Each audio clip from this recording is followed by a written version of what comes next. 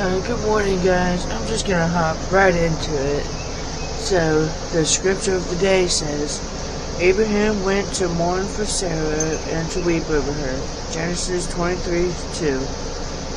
And the story of the day says, "'Tis a fearful thing to love what death can touch."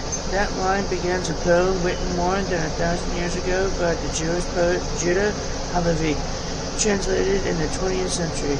The poet clarifies what's behind the fear, to love, and to lose. In Genesis, an outpouring of emotion occurred when Abraham lost Sarah in death. Abraham went to mourn for Sarah and to weep over her.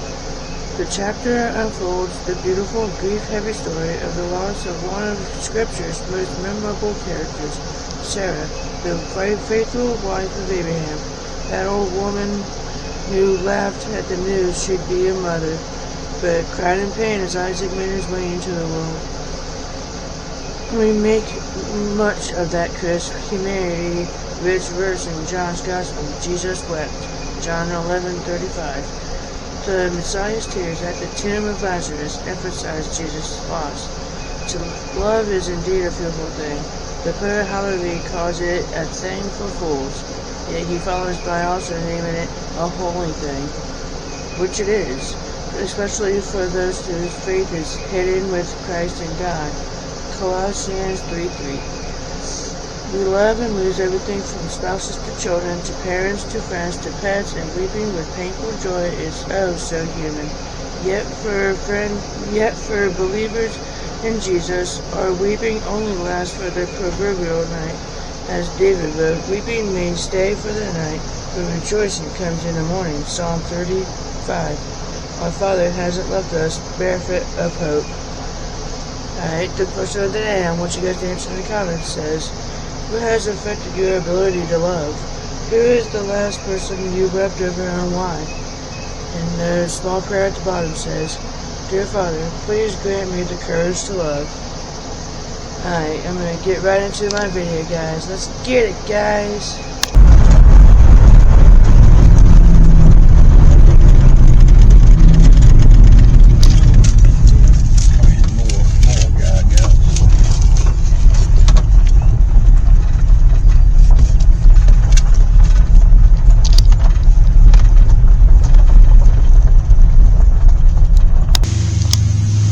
Alright, go ahead and let us know a little bit about yourself and who you are. Like I said, I'm Dusty Field. I used to live here. This is the Holt Mansion, the Joseph Holt Homestead in Holt's Bottom, Stephensport, Kentucky. Between Hardinsburg and Cloverport. This is a historical place. Been here ever since the 1800s, and a man by the name of Joseph Holt was the one that had this house built. He was born here, and he was the Postmaster General and Judge Advocate during the Civil War and during Abraham Lincoln's presidency and all. He was the judge that convicted Mary Surratt and the people that was with her during the assassination of Abraham Lincoln, and he was the judge that condemned Mary Surratt and her followers to be hanged in Washington because of the assassination of Abraham Lincoln. And he was born here, lived here, and had slaves and family that lived here and all. And house has got a lot of rooms to it. It's got 3 floors, 2 stairways going upstairs, got parlor and ballroom, all those kind of rooms for old places like this. Abraham Lincoln and dignitaries of that nature has been here all during those Civil War times, and Robert E. Lee has been here, and General Ulysses S. Grant has been here, and people of that nature. And this house is haunted by an infant by the name of Joseph Holt. He was a month old when the first place, the original Holt house, burned down. And he was in the nursery of the original house up on the second floor, and because of the flames and fire from the house, they couldn't get him out, so he perished in the house. And if you're psychic and have any kind of psychic ability, then you can hear him crying when you go in the house. I've heard it a number of times. And then there's a girl by the name of Mary Teresa Brown, and she was a chamber girl for the Holts. She took care of the children, cleaned the house, waited on the guests and stuff like that when they would have parties and all. And she died when she was 18 years old. She died of a broken heart because she was engaged to be married to a boy from Washington. His name was Edward Gillespie, and he worked for the Holts, taking care of the Morgan horses and all that. And he got injured in the Civil War and was brought back, and Mary nursed him back to health, and then he got poisoned and died. And after he died and his body was sent back to Washington where his family was from, Mary died of a broken heart. And she just wasted away, and she died at the age of 18. And she's buried over in the Holt Cemetery, Holt Family Cemetery, and her monument says she died at the age of 10, but she was 18 when she passed away.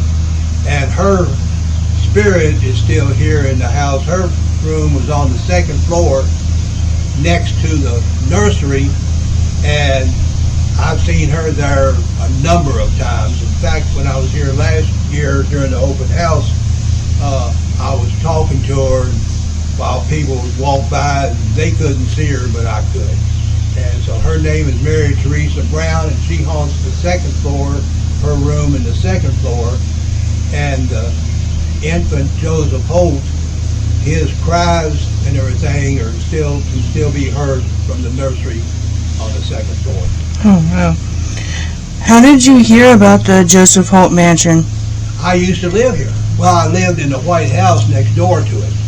And my dad, L.B. Cundiff, he got a job working for Ida Hendry, the one that owned all this property at the time. And when we moved into the White House next door, of course, I came in here and, and every day, that I could, I was over here in this house. And that's when I first started hearing and seeing Mary, and that's when I heard the baby crying. I've heard music being played coming from the empty parlor and all that, so that's how I got familiar with the Holt house. Okay. Can you tell us a little about who Joseph Holt was and why his mansion is so significant? Well, he was Postmaster General, and he was Judge Advocate in Washington, D.C. during Abraham Lincoln's presidency. And like I said, he was born here in the original house. And then, like I said, after the first house burnt down, then they rebuilt it. All this house, all the brick and everything in this house was all made by slave labor here on the farm. And he lived here up until he died and everything. So that's how that's what makes the house so significant, because of his importance in Washington during Abraham Lincoln's presidency, and that's what makes this house so historical. Okay. Is it true that Abraham Lincoln visited this mansion? What's the story on that? Oh yeah, Abraham Lincoln's been here a number of times. Like I said, Abraham Lincoln and Ulysses S. Grant, and all those important dignitaries from Washington. They've been here a number of times. And, with Joseph Holt being, hooked up with Abraham Lincoln and everything, when Joseph would come back here, he would invite, Lincoln and all them. They'd come in on steamboats. The steamboats run on the Ohio River, which is down below, down below the farm. And or they would arrive in stagecoaches or, that kind of transportation. And so Joseph Holt would just invite them here, and they for parties and all that kind of stuff. So that's the reason Abraham Lincoln's been here a number of times. Okay. Do you know what events in history might have left a mark on this mansion, paranormally, spiritually, any type of way? Well, like I said, the visitations from such important dignitaries as, Abraham Lincoln and Robert E. Lee and Ulysses S. Grant and all those important people like that, would have made this place historical. And it's not that, the haunted part of it, because a lot of people don't know that. And there's been books written about this house, and none of the books say anything about it. But, so it's not really written up about the house being haunted, but, it is about, it's basically all about Joseph Holt. When the books are written, it's all about. Okay. Have you personally experienced anything paranormal here at this mansion? Oh, absolutely. Lots of times, yeah. Like I said, I've seen Mary. In fact, just last year, when I was here for the open house, I was sitting there talking to Mary, and I was sitting there in a chair, and she was standing there in between the two windows, and I was just sitting there talking to her, just like she was a human person, and people would walk by and they couldn't see her and wondered who I was talking to, and she could see the people, but people couldn't see her. And she would wave at them. Of course, they just walk on. Like she told me, she said, it's bad that, I can see them, but they can't see me. And I said, that's just because they're not psychic. And, but yeah, like I said, anytime I walk in that house, I can hear, that little baby Joseph Holt crying from the second floor. And I see Mary, just anytime I go to the second floor, there she is. And in fact, I walked from this house here, from that white door there to around the house to the cemetery with Mary. And she went right straight to her monument. That's when she told me that her monument was inscribed wrong, that the name is wrong, and the date that she died was wrong. The age that she died was wrong. They had her died at 10, and she was 18.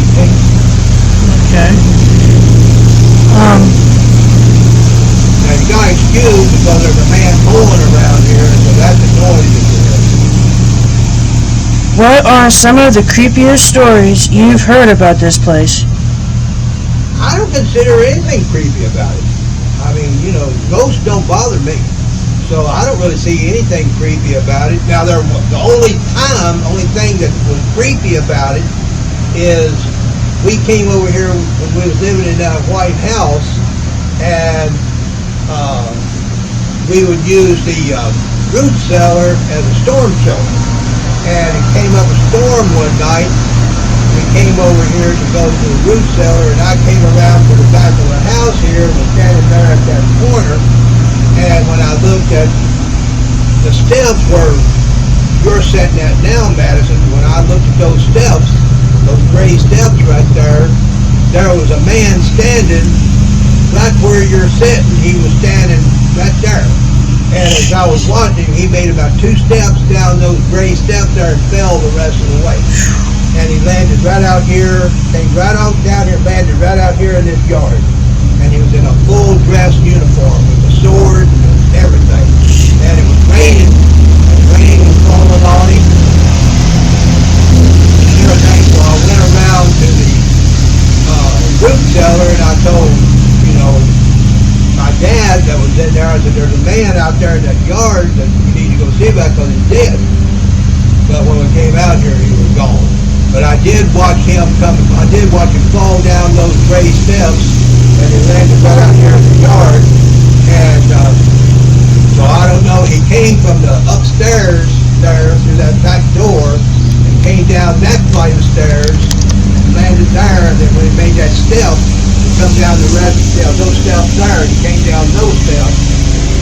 And then when he started to come down those gray steps there, that's when he came down the first couple of steps there, and he fell the rest of the way. And I don't know if he broke his neck. And I really don't know who he was. I don't know if that was, I knew it wasn't Joseph Holt Sr. because, they said he died in Washington, so I don't know. But whoever it was, it was somebody in a full dress uniform with a sword and and all that. So I guess that's about the only creepy thing that's ever happened. Okay. Do people say certain rooms or areas are more haunted than the others? People don't talk about it. I don't think they believe it. Like I said, it's not mentioned in any of the books that Susan Dyer wrote. So she never mentioned it. And I told her, I said, in these books that you wrote, or that you write, I said, you don't say anything about the house burning down or about the ghost being in there. She hasn't, felt the need to mention, about the ghost being in here. So I don't know how many people, know it. I guess anybody watching this will know it, but, up until now, nobody has said anything about the ghost being in here. Okay. And I apologize to that guy out there mowing, so that I can't do anything about it. He had to pick the day of all days to mow. Right. I'm hoping it's not drowning me out. No. Have there been any ghost investigations or paranormal teams that visited this mansion? I was here one time during an open house, and there was a paranormal team from Louisville. And I was talking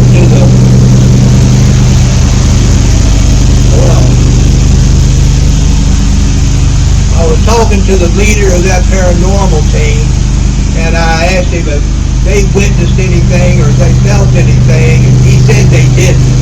So I told him then, I said, well, you're not much of a paranormal team if you don't feel anything. And but other than that, I don't know how many other. Now I do know. Well, no, I take it back. I don't know of any paranormal teams other than them from Louisville that's been here. There might have been, but I don't know. Okay. What time period was this mansion built in, and what was it originally used for? The 1800s. You'd have to read the books by Susan Dyer to know for sure. I mean, there's 2 or 3, at least that I know of, books been written about this house by Susan Dyer, and it tells when this house was built during the 1800s. I'm not really sure exact date.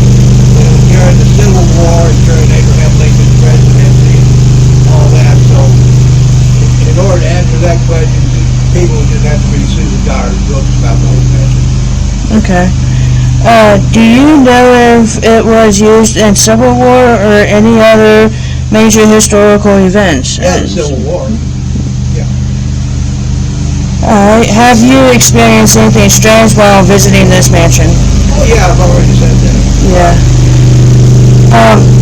How did it make you feel being inside such a historically haunted place? Oh, I like it. I like it.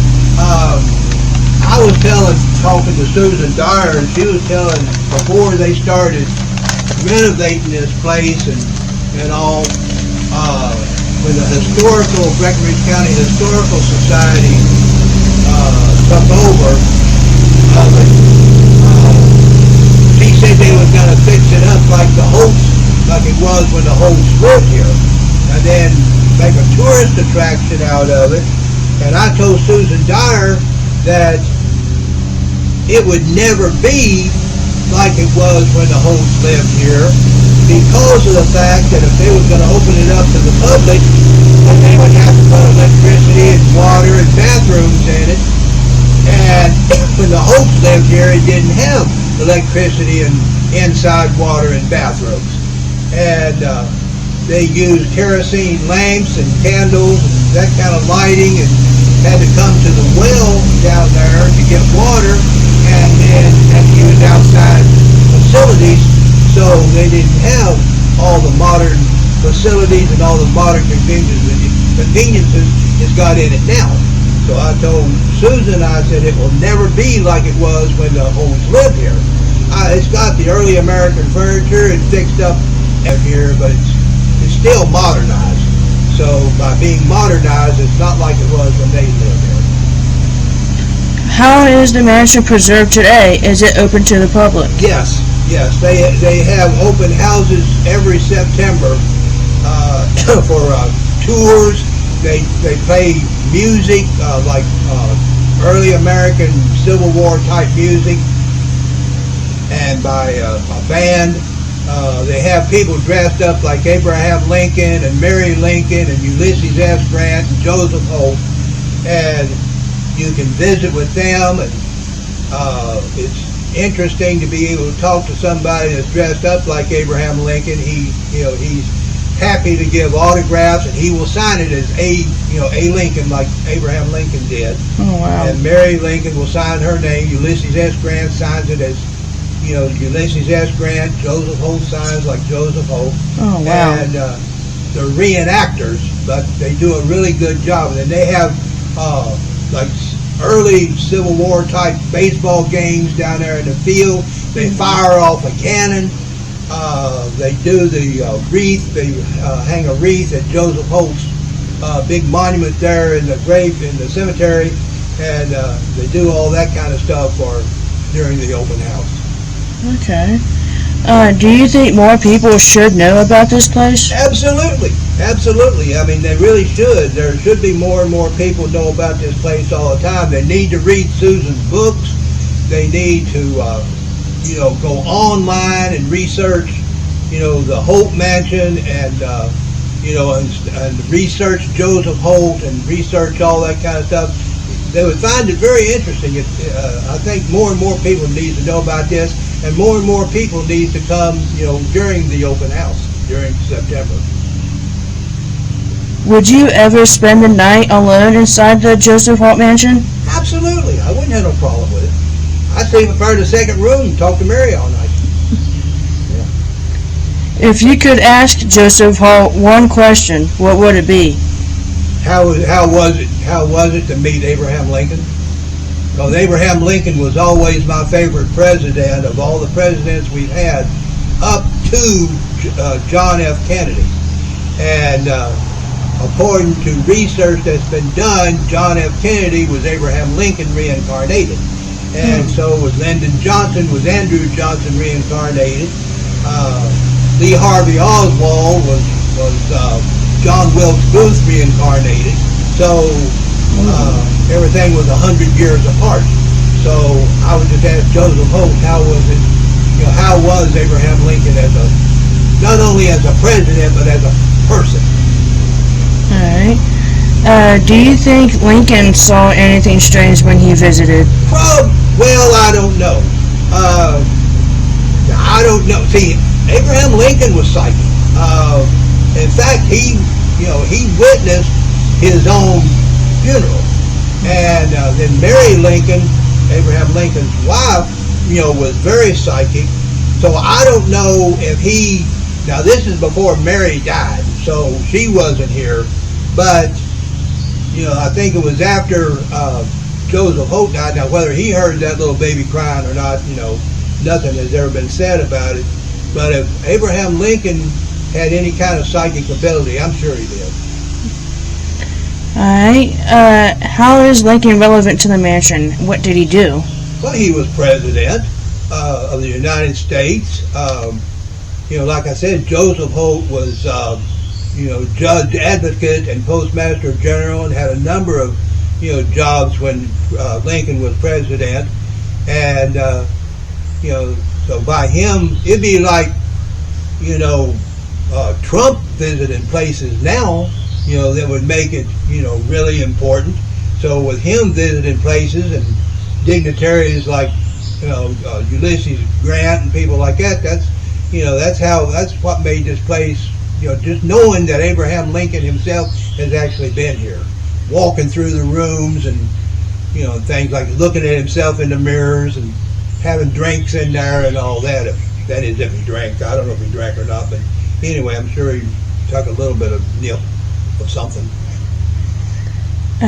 Is this the original building, or has it been rebuilt? It's been rebuilt. The first place burnt down, and then when they rebuilt it, of course, they just added more to it.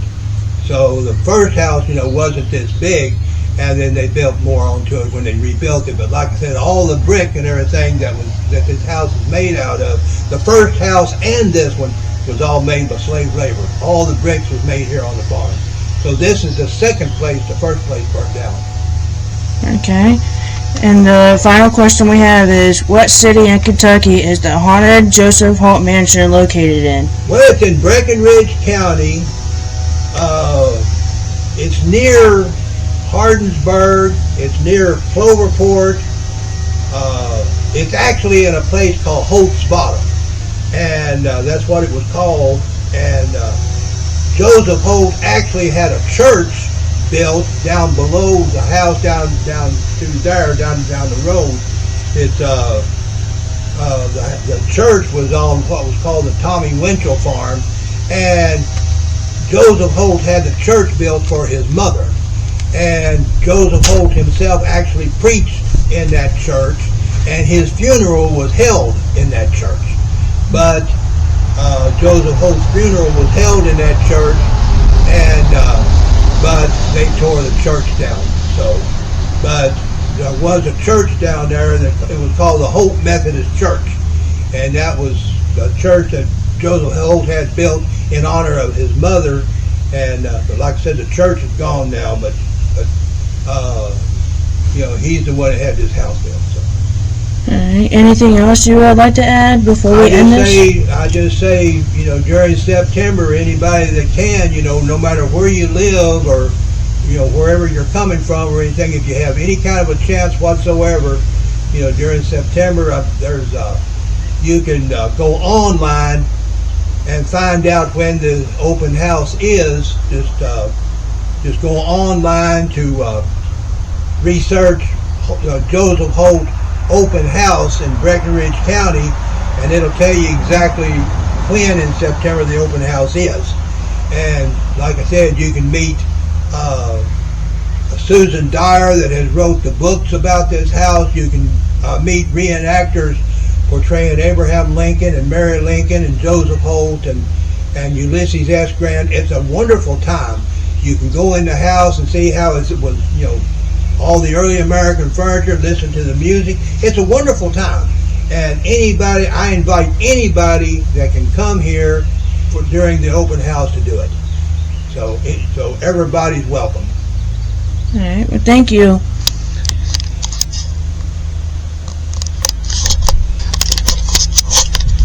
Alright guys, so we're going to try and see by the time September hits, we're going to try and see if we can come back here and be able to go in and do another video here. And we're going to try and see if that can happen. So comment part 2 if you guys want to see that. And let me know by commenting. And I just want to give a big shout out and a big thanks to my granddad for doing this interview. And so we're going to close out today's video. Hopefully you guys enjoyed, and if you did, please let me know by leaving a like and subscribing down below if you are new. Join the Wright fam, because it's a great family to join. It'd be right. So so anyway, and push the bell for the push notification so you never miss a fire video from Lexi Wright and my family with my mom and videos sometimes. So hopefully you guys enjoyed this. And we'll be back for more fire videos coming soon. We got a list of videos, a crap ton of videos, so we got enough planned out for you guys. So hopefully they're coming out great. Hopefully you guys enjoy it. And it's been Lexi Wright. And Lexi's granddad, Dusty Field, real name Elbert Cundiff. So long from me, so long from Mary Brown. So long from little Joseph Holt, and visit the Holt house if you can.